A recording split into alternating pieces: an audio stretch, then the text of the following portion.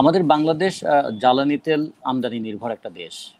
প্রতি বছর প্রায় 65 লক্ষ টন তেল আমাদের লাগে। এর মধ্যে 70% উপরেই হচ্ছে আমাদের ডিজেল, 1.86% যদি ধরি kerosene, furnace oil 10.5%, jet fuel 6.5%, octane প্রায় 5%, আর পেট্রোল প্রায় 5%। এই হচ্ছে আমাদের সাধারণভাবে আমাদের যদি বলি তেলের যে চাহিদা এবং বিভিন্ন ধরনের তেলের পরিমাণের কথা। বিশ্ববাজারে তেলের দাম বাড়ছে এই কথা বলে আমাদের তেলের দাম হুট করে বাড়িয়ে দেওয়া হলো। এখানে একটা জিনিস খেয়াল করে দেখার মতো, যে সরকারের সঙ্গে তো জনগণের একটা চুক্তি থাকার কথা। সেই চুক্তিটা তো গণতান্ত্রিক হওয়া উচিত। সরকার একটা জিনিসের দাম বাড়াবেন, জনগণকে কি জানাবেন না? সরকার বলছেন যে যদি জ্বালানি তেলের দাম বাড়ানো না হয় তাহলে নাকি আমাদের জ্বালানি সব ভারতে পাচার হয়ে যাবে। আচ্ছা, তার মানে আমাদের বর্ডার গার্ড, আমাদের পুলিশ, আমাদের আর্মি, এত ব্যয়বহুল আমাদের সেনাবাহিনী, তারপরেও আমরা কিন্তু আমাদের সীমানা রক্ষা করতে পারছি না। প্রয়োজনে জনগণের উপর চাপ বাড়াও, কিন্তু সীমানা অরক্ষিত রাখো, এরকম কি কথা সরকারের এই সিদ্ধান্তের মানে এটা দাঁড়ায়? অথবা বিশ্ববাজারে তেলের দাম বেড়েছে, সে কারণে আমাদের এখানে তেলের দাম বাড়বো? গত 7 বছর ধরে বিশ্ববাজারে ক্রমাগত তেলের দাম কমতে কমতে $22 এসে নেমেছিল, এবং এক পর্যায়ে এটা 20-22 ডলার, তারপরে $42 এরকম ছিল।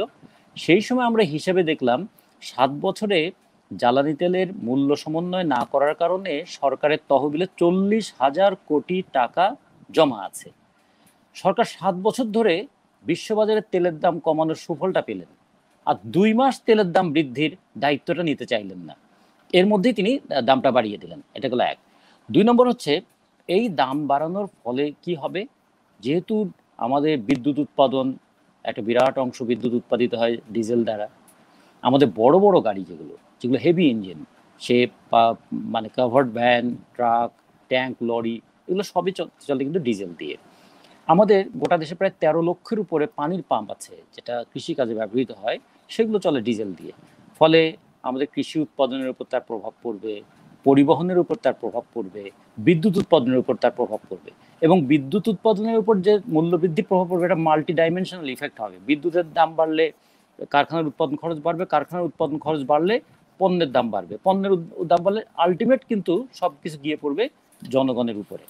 আর মাঝখান থেকে একটা ধাক্কা লাগবে কার উপরে? কাভার্ড ভ্যান চালাবে যে ড্রাইভার, আর কাভার্ড ভ্যান চালাবে যে তার সঙ্গে থাকবে যে হেল্পার, বাস যে বড় বাসগুলো চালাবে যে ড্রাইভার এবং তাদের যে হেল্পার, ভাড়া বৃদ্ধি হবে, তার চাপটা পড়বে যখন যাত্রীর উপরে অথবা পণ্য যারা পরিবহন করবেন তাদের উপরে। সংঘাতটা লাগবে কিন্তু শ্রমিকদের সঙ্গে। বাড়তি দামের বাড়তি মুনাফাটা যাবে মালিকের পকেটে, অথবা বাড়তি শুল্ক আসলে সেটা যাবে সরকারের কাছে, কিন্তু মুখোমুখি দাঁড়িয়ে যাবে পরিবহন শ্রমিক এবং সাধারণ যাত্রীরা।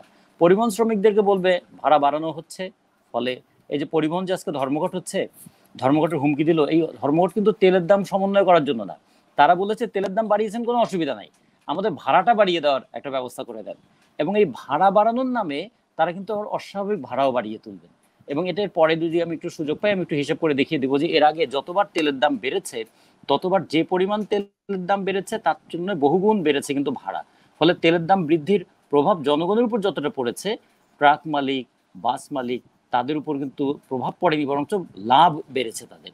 প্রভাব জনগণের উপরে, লাভ মালিকদের। এবারও তাই হচ্ছে। আর সবচেয়ে যে বড় কথা, সরকার যে হঠাৎ করে সিদ্ধান্ত নিয়ে তেলের দাম বাড়িয়ে দিলেন। আজকে আমার কয়েকজন সরকারের কর্তা ব্যক্তির সঙ্গে কথা হচ্ছিল, তারা বললেন আমরা যে আগে সিদ্ধান্তটা জানাতাম তাহলে অনেকেই হচ্ছে স্টক করে রাখতো। তার মানে তেল যে মজুত করে রাখবে তাকে তিনি ধরতে পারবেন না। একটা প্রজ্ঞাপন বা সিদ্ধান্ত, একটা নোটিশ দিয়ে দাম বাড়িয়ে দিলেন, জনগণের সঙ্গে একবার আলোচনা করারও প্রয়োজন বোধ করলেন না। এখান থেকে বোঝা যায় বিশ্ববাজারে তেলের দাম বাড়লে সরকারের তো এখানে একটু কষ্ট পাওয়ার কথা, অস্বস্তিতে ভোগার কথা, সেটা তো জনগণের সাথে তিনি শেয়ার করতে পারতেন, যে আমরা এই কারণে দাম বাড়াতে বাধ্য হচ্ছি। দাম বাড়ানো আমাদের ইচ্ছা ছিল না, কিন্তু উপায়হীনতা। ফলে এটা কি জনগণের কাছে বলবার মতন দায় অনুভব তারা করলেন না? একটা নোটিশ দিয়ে দাম বাড়িয়ে দিচ্ছেন, এবং সেই দাম বাড়িয়ে দেওয়াটাও কিন্তু প্রতি লিটারে 15 টাকার মতো দাম বাড়িয়ে দিলেন, এবং সেটা বাড়লো ডিজেলে এবং কেরোসিনের ক্ষেত্রে। এর সঙ্গে দেখুন পাল্লা দিয়ে আবার সাথে সাথে আজকে আর একটা ঘোষণা এলো, এখন এলপিজি গ্যাস যেটা, সেই এলপিজি গ্যাসের কিন্তু সিলিন্ডার প্রতি 54 টাকা দাম বেড়ে গেল। এই মাসের প্রথম, গত মাসের বাড়িয়ে দেওয়া হলো যে 1259 টাকা করা হলো, পরপর 4 মাসে 4 বার দাম বাড়ানো হলো, এবং এবার দেখুন 4 তারিখে আবার দাম বাড়িয়ে আরো 54 টাকা বাড়িয়ে এখন 1313 টাকা করা হলো। এখন সরকার দাম বাড়ান, আবার ব্যবসায়ীরা দাম বাড়ান, বাজারে কিন্তু 1500 টাকার নিচে এখন আর এলপিজি সিলিন্ডারটা পাওয়া যায় না। ফলে শুধু বাজারে জিনিসপত্রের দামে আগুন নয়, যা দিয়ে আমরা আগুন জ্বালাই তার দামেও আগুন লাগিয়ে দিচ্ছেন সরকার।